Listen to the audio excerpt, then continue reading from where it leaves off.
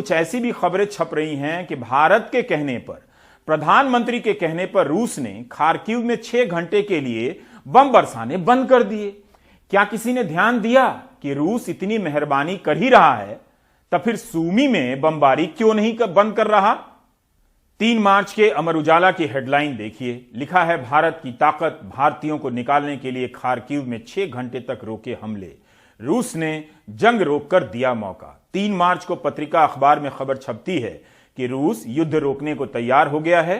रूस ने सिर्फ 6 घंटे के लिए ही युद्ध रोकने की सहमति जताई है। युद्ध रोकने की बड़ी वजह भारत है। पत्रिका ने लिखा है कि दरअसल पीएम मोदी ने बुधवार देर रात रूसी राष्ट्रपति से बातचीत की और भारतीयों को सुरक्षित निकालने को लेकर चर्चा की। प्रधानमंत्री की बातचीत के बाद विदेश मंत्रालय ने जब 2 मार्च को प्रेस रिलीज जारी की, उसमें तो ऐसा कुछ नहीं लिखा था। इतना ही लिखा था कि दोनों नेताओं ने भारतीय नागरिकों के निकाले जाने को लेकर बात की, लेकिन सबने अपनी अपनी तरफ से कुछ और जोड़ दिया। ऑर्गेनाइजर वीकली ने भी 6 घंटे तक युद्ध रोकने वाली खबर को ट्वीट कर दिया। उस दिन कुछ और पत्रकारों ने भी ट्वीट किया। अगर समय रहते विदेश मंत्रालय खंडन कर देता या पीआईबी का फैक्ट चेक खंडन कर देता तो शायद इसकी नौबत नहीं आती। क्या इन खबरों को इसलिए संदेह का लाभ दिया गया क्योंकि इनसे हिंदी के पाठकों के बीच हवा बनती है कि भारत विश्व गुरु बन गया है, भारत की वजह से रूस बम ब्रेक ले रहा है। जैसे हम प्राइम टाइम में ब्रेक लेते हैं, वैसे पुतिन साहब बम ब्रेक ले रहे हैं। क्या सरकार को तुरंत इसका खंडन नहीं करना चाहिए था? क्या हम झूठ का सहारा लेकर सुपर पावर बन रहे हैं? किसे धोखा दे रहे हैं? क्या यह अखबार अपनी वेबसाइट से इन खबरों को हटाएंगे? अगले दिन स्पष्टीकरण छापेंगे कि यह खबर गलत थी? 2 मार्च को दूतावास ने जो एडवाइजरी जारी की है, उसमें बम रोकने की बात कहीं नहीं लिखी है। मैं अगर प्राइम टाइम में बोलने में प्रतिशत की गलती कर दूं, जबान फिसल जाए, 23 का 24 हो जाए तो नोटिस आ जाता है, रवीश बाबू जवाब दीजिए।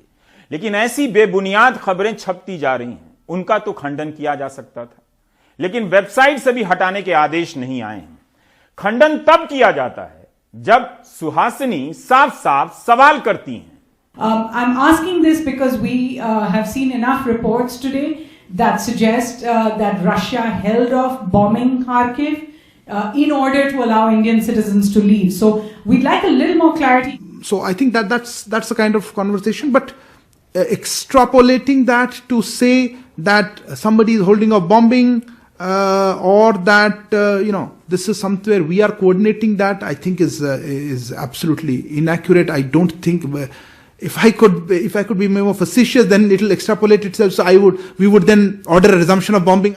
पीएम मोदी के कहने पर पुतिन ने युद्ध नहीं रोका था। क्या युद्ध रोकने की खबर कोई मामूली खबर थी? ऐसा अगर हो जाता तो दुनिया भर की पहली हेडलाइन यही बनती। युद्ध रुकवा देने की बात पर संयुक्त राष्ट्र में तालियां बजने लगती। यह खबर एक अखबार ने गलती से नहीं छापी, बल्कि कईयों ने इसे छापा, शायद दिखाया भी गया होगा। You also had some query on Axios. I saw that media story. It's a media story out of somewhere. It's got nothing to do with us actually. It's some cable which is sent, some cable which is taken back. I haven't seen that cable. I don't know what to comment on it. It's an internal story, so I don't like to say anything on that. प्रचार करना गलत नहीं है, लेकिन फर्जीवाड़े का सहारा लेकर प्रचार गलत होता है। आपको आइसक्रीम के नाम पर कोई कप में चूना परोस दे, चूना, तो कैसा लगेगा? चूना काट लेगा कि नहीं? इसके बाद भी कहा जा रहा है कि बमबारी रोकने की बात पर यकीन करना चाहिए, क्योंकि सुषमा स्वराज ने यमन के युद्ध में सभी पक्षों से बात कर 2 घंटे के लिए जंग रुकवा दी थी। अजीब हाल है। तब तो सवाल यह बनता है कि सुषमा स्वराज ने तो झूठ का सहारा नहीं लिया, अब क्यों लिया जा रहा है? सुषमा स्वराज ने जो किया था उतना ही बताया, लेकिन यहां तो जो किया ही नहीं गया है वो छापा गया है और उसे सही बताने के लिए सुषमा स्वराज का हवाला दिया जा रहा है। ऑपरेशन गंगा के ट्विटर हैंडल पर छात्रों ने लिखा है कि खार्किव नेशनल यूनिवर्सिटी के 800 छात्र खार्किव से 14 किलोमीटर दूर पेसोचिन में बेहद मुश्किल हालात में फंसे हैं, कृपया मदद